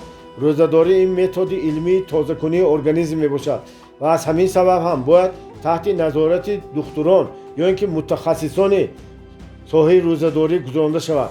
عموما یگان متخصص به شما چند روز روزه داشتنتان را ممکن بودنش را گفته نمیتواند. در روی زمین دو ارگانیسم یکخیل نیست. برای هر کس هر خیل مهلت و هر خیل دوا علاوه می باشد. انسان در طول حیاتش از داروهای هر خیلی زیاد استفاده میبرد که بسیاری آنها شیمیایی و سنتتیکی بوده در ارگانیسم تحسین شده باقی میماند و از همین سبب هم برای روزه‌داری دراز مدت زیر نظارت دکتران یا متخصصان شدن شرط و ضرور است. خودی من فکر میکنم که روزه‌داری 1 و تا 3 روزه در هر هفته نه ارگانیسم را تستر تازه میکنند. پس از 3-4 ماهی روزه‌داری 24 ساعته باید به روزه‌داری 3 روزه و بعد 3-4 ماهی دیگر به روزه‌داری 7 روزه گذاشتن ممکن است. من هر هفته البته بی تنفس روزه‌داری میکنم. همه روزه مشق بدن میکنم و دویدن و شناوری مشغول میشوم و ورزشگاه میروم. بازی تنیس بازی میروم. در کروژاک‌های رقص کنی اشتراک میکنم. من با موسیقی گوایا رقص کردن را خیلی دوست می‌دارم. بسیار وقتها لحظه‌های خالی خود را با بچه‌ها و جوانان می‌گذرانم و خود را خیلی جوان حس می‌کنم. ولی از شخصانی که پیش از وقت خود را پیر شده می‌حسابند می‌گریزم. وقتی که شما برای روزه‌داری ارگانیسمتان را تازه می‌کنید شما خود را بردم و بقوت با طبع بالده حس میکنید، زیرا خدا انسان را برای سلامت و خوشبخت بودن آفریده است. برای همین هم همه وقت در وقت روزه‌داری همین سخنها را در دل تکرار کردن گرفت. امروز من جسم و جان خودم را به دست طبیعت میدهم و از خداوند کریم خواهش مینمایم که برای پاکشوی و سالم شویم به من مدد کند. دوم، هر یک دقیقه من زهر و ماده های ضررآور را از ارگانیسمم دور کرده ایستادم. هر ساعت روزه‌داری من سلامتی و خوشبختی مرا تیزانده ایستاده است. سوم، ساعت به ساعت ارگانیسم من خود را تازه کرده ایستادم. چهارم، در روزه‌داری من با همان راهی که آن را استادان بزرگ پدران و بابایانمان استفاده می بردند من هم رفته ایستادم. پنجم، در وقت روزه‌داری من حالتی خودم را پرره نظارت برده توانسته ایستادم. هیچ خیل گرسنگی را حس نمی کنم. من با موفقیت روزه‌داری را جمع‌بست می کنم، زیرا من به قوه های طبیعت باوری کلان دارم و از مدد خداوند امیدی کلان دارم. با تکرار این سخنها شما همه حجره های جسم جانتان را اداره میکنید. انا برای همین هم من میخواهم که اویدی روزه‌داری خودتان به دیگران مشورت و نصیحت کردن شرط نیست. روزه‌داری کار شخصی هر یک شخص است. بعد به آخر رسیدن روزه‌داری خوراک شما باید از سبزیجات یعنی سبزی تراشیده میده کرده شده و کرم میده کرده شده باشد. کمتر برای استیاوت شدنش شربت لیمون همراه کردن ممکن است. این خورش با مزه همچون جارو داخل شکم و روده ها را تازه کرده میفراید. بعد این بدتر یگان خوراک یکمی سبزیجات های جوشانده شده خوردن ممکن است. مخصوصا گفته میگذارم که اصلاها بعد از روزه‌داری در حال گوشت، شیر، روغن، ماهی و حتی چهارمغزی ها خوردن ممکن نیست. فقط سبزیجات، سبزی، لبلبو، کرم، پمیدور خوردن ممکن است. مخصوصا همین را به حساب گرفتن شرط و ضرور است که زیاده از 50% همین دوره را باید سبزیجات و میوه تشکیل دهد. روزه‌داری ارگانیسم را به قوت میگرداند. من بارها از یک منطقه گرم به دیگر منطقه سرد رفته یگان قدر مانده شوی حس نمی کنم. ارگانیسم من همه این تغییریابی های اقلیم و آب و هوا را خیلی خوب به آنها استفاده می کند. من اولین روزه‌داری دراز مدتی خود را اولی بهار میگذارم، زیرا در دوره زمستان به ارگانیسم ماده های ضررآور زیاد جمع می شوند. دوره دوم باشد میانه های ماه های ایول و بعد از این روزه‌داری سوم آخرهای اکتبر و اولهای ماه ینور چهارم روزه‌داری دراز مدت را دوام سال به جا میارم. عموما من حرکت میکنم که دوام یک سال قریب تا 75 روز روزه‌داری کنم. روزه‌داری تمام عضوها را تازه میکند و از دهان این شخص روزه‌دار بوی خوش آماده میایستد. چند سال پیش به نزد من به کالیفرنیا از نیویورک یک شخصی آمد و از بوی بدش شکایت میکرد که از تن و بدنش می آمد. بوی بدی نافارمش بسیار هم دل شخص را تنگ میکرد و از همین خوشبوی کننده ها استفاده میکرد. در یک روز چندین بار حمام و بازی میکرد. با صابون و ماده خوشبوی کننده زیادی قیمتناک خود را تازه میکرد استفاده میبرد، ولی بیفایده. بنابر همین نزد طبیبان زیادی رفته و به امید آخرین به پیش من آمده است. من فهماندم که همه این در نتیجه نادرست استعمال غذا و به طور حیات نادرست حیات بردن می باشد. ما یک جایه به طبابت به روزه‌داری 36 ساعته آغاز کردیم. بعد به جای خوراک های همیشه استعمال می کردگیش یعنی دیگر به جای گوشت، روغن، نان، شیرینی های با لذت اکنون اساساً سبزیجات و میوه استعمال می کرد. بعد از چند وقت من به وی روزه‌داری 7 روزه را فرمودم. 4 روز اول را این شخص به دشواری پسی سر کرد. روز پنجم باشد روی پوست بدنش را دانچه های سرخ پوشانده گرفته بود و از تمام اعضای بدنش بوی نافارم دل بیحضور کننده می آمد که به آن طاقت کردن دشوار بود. من فکر می کردم که برای در نزدش ایستادن бояд противогаз пӯшидан лозим мебошад. ман ҳар рӯза пешобашро гирифта таҳлил мекардам ва баъди ягон ҳафта ҳолати ин бемор дараҷаи беморӣ баръало маълум мешуд. баъди ин чанд рӯзи дигар ман супориш додам ки фақат сабзавоту мева хӯрданро тавсия додам. баъди чанд вақти дигар ман ба вай рӯзадории 10 рӯзаро фармудам. ин шахс бисёр ҳам инсони маълумотдор ва интеллигент буд ва ба хубӣ талаботҳои кардаистодаро мефаҳмид ва иҷро мекард. ҳамаи супоришҳоро пурра ва дар вақташ иҷро мекард ва барои пурра солим шуданаш ин шахс қариб 1 сол сар шуд ва ҳоло ин шахс аз пештара 20 сол ҷавонтару зеботар гаштааст. ягон хел бӯй надорад ва шахси тамоман дигар шудааст. ана ҳамин тараф рӯзадории ин шахсро табобат намуда саломатиашро мустаҳкам мегардонад. 10 сол пештар ба ҳуҷраи кории ман ҷаноби Эвенс омада даромад. вай бо азоб қадам монда сахт мелангид. вай ҳам бомаззаву зиёд хӯрданро ғизоҳоро меписандид. оҳиста оҳиста банду буғумҳояш шах шуда панҷаҳояш ногиро шуда монда буданд. вай ҳамаи дорӯи дармони ба ин дард лозимаро чандин бор гирифта истифода кард, вале ягон фоидае надид ва маҷбур шуд ки ба пеши ман омад. мо аз рӯзадории 3 рӯза сар кардем. мобайни рӯзадориҳо бошад фақат сабзавоту мева истеъмол мекард. баъд ба ӯ истеъмоли маҳсулоти нону хамирин, намак, гӯшт, тухм, моҳӣ, маҳсулоти ширӣ ва лӯбиёгиҳоро тамоман манъ кардам. ман ба вай ҳар рӯз ҳаммом бо оби гарм ва пиёдагардӣ аз 1 километр сар карда то 8000 метр раҳ рафтанро фармудам. баъди 1 сол ин шахс тамоман дигар шуда буд. аҳли оила ва дӯстонаш дар ҳайрат монда буданд. солҳои зиёд ки Эванс кори ҷисмонӣ накарда буд ба шиноварӣ машғул шуд. акнун велосипедронӣ мекард, ба кружоки рақс аъзо шуд ва баъди 1 сол ҳамроҳи ҳамсараш дар озмуни шаҳрӣ ғолиб гардид. ҷаноби Эванс акнун хеле ҷавон гардида буд.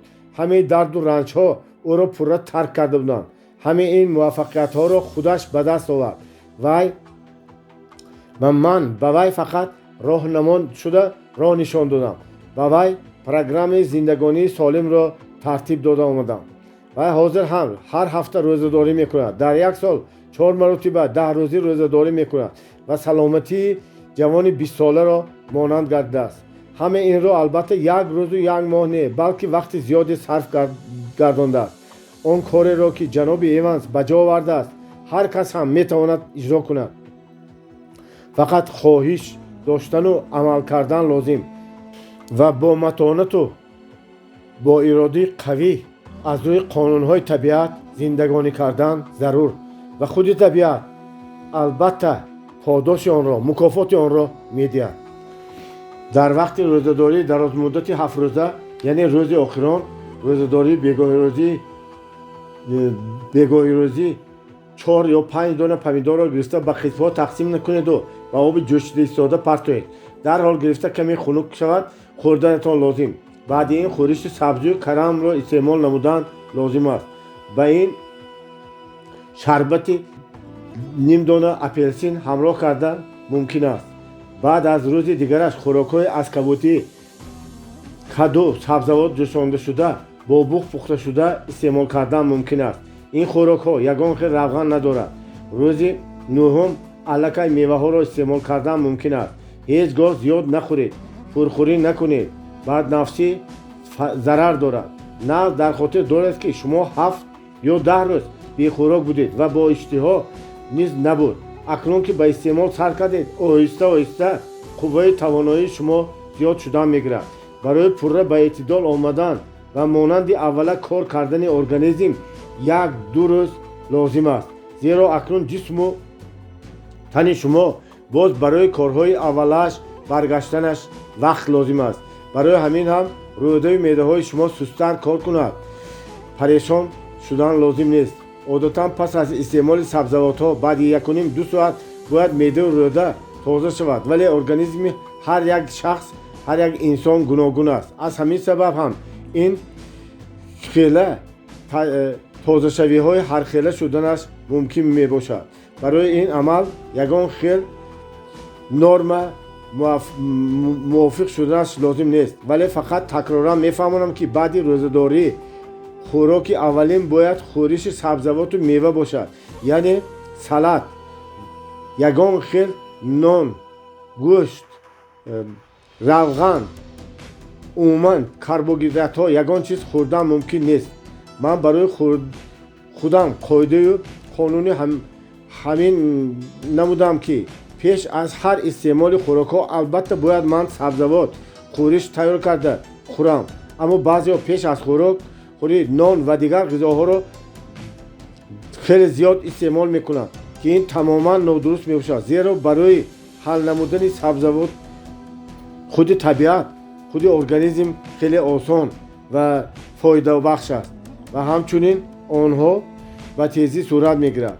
سبزیجات و میوه تر و تازه این صاحب قوه و توانایی حیاتی دارند، زیرا که آنها را خود طبیعت پزانده تیار کرده است و اینها محصولات جاندارند که به خود قوه و توانایی را از آفتاب گرفتند. من همین طور حساب میکنم که خوراک‌هایی که ما استعمال کرده ایستاده باید از 60% سبزیجات و میوه‌جات، 20% اعشاب سفیده، این ممکن گوشت، ماهی، تخم و یا که چهارمغزها باشد و باقی مانده 20% باید به 3 قسم تقسیم کرده شود. یک حصه از حساب نان، برنج، لوبیاها، 2 حصه حساب خشک میوه‌ها، عسل تازه و 3 حصه باشد از روغنی‌های آفتابپرست، زغیر و یا دیگر روغنی‌های رستنگی باشد. زیاده از 50 سال است که من متخصص عاید خوراک‌ها میباشم. من اساساً طول این سالها از روی نقشه کشیدم که اساساً به روزه‌داری و پرهیز میباشد که و اساسی خوراکی‌های استعمالی من سبزیجات و میوه‌جات میباشد. از روی همین عمل میکنم و حاضر ارگانیسم من خودش به من معلوم کرده میستد که چرا خوردن ممکن و چقدر و چرا ممکن نه. من خودم در همه حالت خودم را اداره کرده میتوانم. بعضا در 4 یا 5 سال خود ارگانیسم به من میفهماند که باید کمتر گوشت یا که ماهی خوردن لازم است. من البته از روی طلب ارگانیسمم عمل کرده کمتر از گوشت و ماهی استعمال میکنم. اگر عمومی کرده گویم من ویگیتریان میباشم، یعنی از خوراک و غذاهای چاروا عموما استعمال نمی کنم، یعنی محصولات چاروا را عموما استعمال نمی کنم. من در نزدیکی فرم کلان چارواداری که صدها سر ماده‌گاو و خوک پرورش میکردند کلان شده با چشمان خود چطور کشتن و عذاب دادن این جانوران را دیدم. عموما ذبح چاروا پرنده به من معقول نبود. من خودم یگان بار نه به شکار رفتم و نه به ماهیداری هم عموما حوثی هم نکردم و من عموما نمیخواهم که یگان جانداری روی عالم را بیجان کنم. خدا طبیعتی بزرگ را آفریده است و هزارها خیلی سبزیجات و میوه تر و تازه که به جان راحت میبخشند، قوه و توانایی میدهند، برای من بهترین غذا میباشند. عموما کم خوردن سبزیجات و میوه‌جات، زیادتر خوردن محصولات نانی و شیرینی ها، غذاهای تیز تیار باعث پیدا گشتن دمشوی شکم و از عهده برآورده پرتافته نتوانستی پسمانده‌های خوراک را در روده قفس میگرداند. این یکی به دشواری های زیاد میآورد و این بندشوی نشانه بیماری است. اگر همه کسان که یک دو روز روزه‌داری کنند در زبان آنها یک ماده سفید چسبک پیدا می شود و بوی بد دارد، این یعنی نشانه زهرآلود بودن ارگانیسم را نشان میدهد. اگر شما روزه‌داری اساسناک کنید پس زبان شما و عموما تمام ارگانیسمتان از زهرها خلاص می شود. برای همین هم در دوره روزه‌داری با رنگ پیشابتان و هم رنگ زبان خود اعتبار جدی دهید. اساساً همه شخصانی که خوراک‌های قفس و خمیرین و گوشتدار می‌خورند تن و بدن آنها از بلغم ناراحت می‌گردد. این بلغم اساساً از حساب نادرست استعمال کردن، درست نخوردن و درست حل نکردن نتوانستن ارگانیسم به وجود می‌آید. همه نمود خوراک‌های زیربانده شده بلغم را زیاد می‌کنند. همه نمود محصولات‌های شیرین نیز بلغم را به طور зиёдтар карда мегиранд. ягон ҷонзоди рӯи олам калон шуда шир намехӯрад. хӯрокиҳои бисёриҳо бо равғану маска, маргарин, сирҳо ки барои гидрогенизатсия тайёр карда шудааст ва ба организми мо инхела маҳсулотҳои навбаромади ба таври сунъӣ тайёршударо ҳал карда наметавонад истеъмол мекунанд. худатон фикр карда бинед, бадани инсон 36 дараҷа гармии селсия дорад. барои ҳал намудани ин равғаниҳои сохта, ин хӯрокҳои сунъӣ 150 градуси селсия гармӣ зарур аст. организми инсон ин механизми худтозакунанда мебошад ва то он вақте ки қувваташ расад, худашро тоза карда мегирад. баъзан пайдо шудани таби баланд ё ки зуком шудан, организм худаш ҳаракат мекунад ки балғамҳои зиёди заҳролудро берун бароварда партояд. барои худатон як таҷриба карда бинед. чанд моҳ аз хӯрокатон чизҳое ки балғамро меоранду зиёд мекунанд кам кунед ё ин ки тамоман истеъмол накунед ва ҳар ҳафта рӯзадорӣ кунед. баъди рӯзадорӣ асосан сабзавоти тару тоза истеъмол кунед. ана ҳамин ғизоҳоро бебалғам мебошанд. ҳамчунин чормағзиҳо, арахис, мағзи донакҳо низ истифода кардан мумкин аст. агар бисёр хоҳиш дошта бошед, дар як ҳафта 2 ё 3 маротиба ба миқдори кам гӯшт ё моҳӣ хӯрдан мумкин аст. ҳаракат кунед ки аз хӯрдани маҳсулоти нонӣ, хамирин ва биринҷу дигар карбогидратҳо худдорӣ кунед ва аз ин шумо организметонро хеле бурди калон мекунед. рӯзадории 7 рӯза бошад. ин тозакунии калони генералӣ мебошад. чанд сол ба пеши ман як зане омад ки ба тамокукуши ашадӣ буд.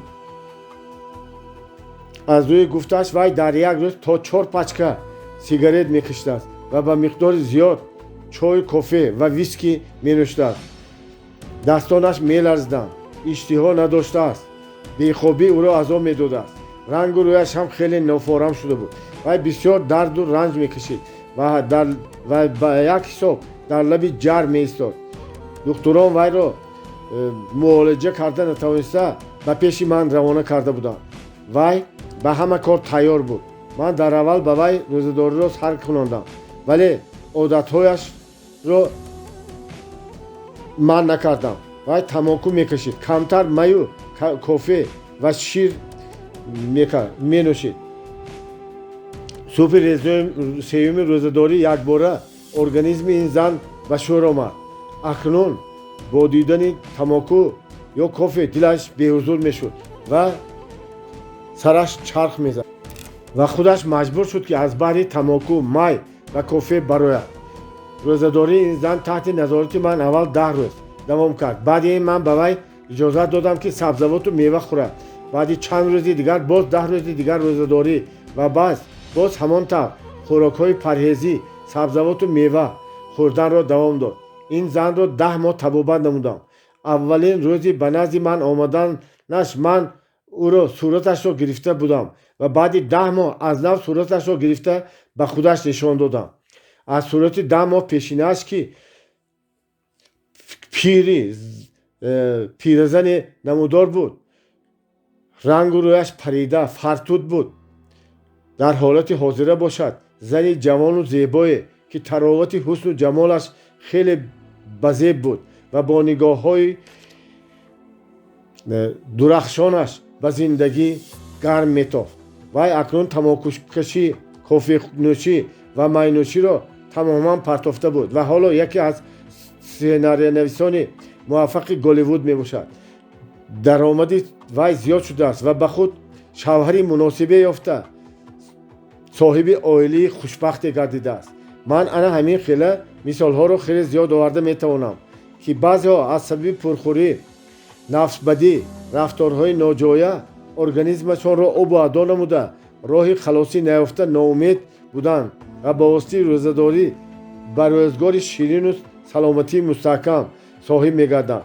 вақте ки организм тоза шавад, вай худаш дигар заҳрҳоро, моддаҳои заҳрдор ё маҳсулоти заҳрдорро дигар қабул намекунад.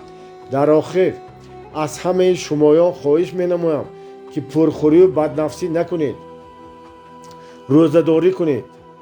تن و جان خدا داده را احتیاط کنید. روزه‌داری کنید و به مراد و مقصدهایتان خداوند رساند. با احترام، پال بریک.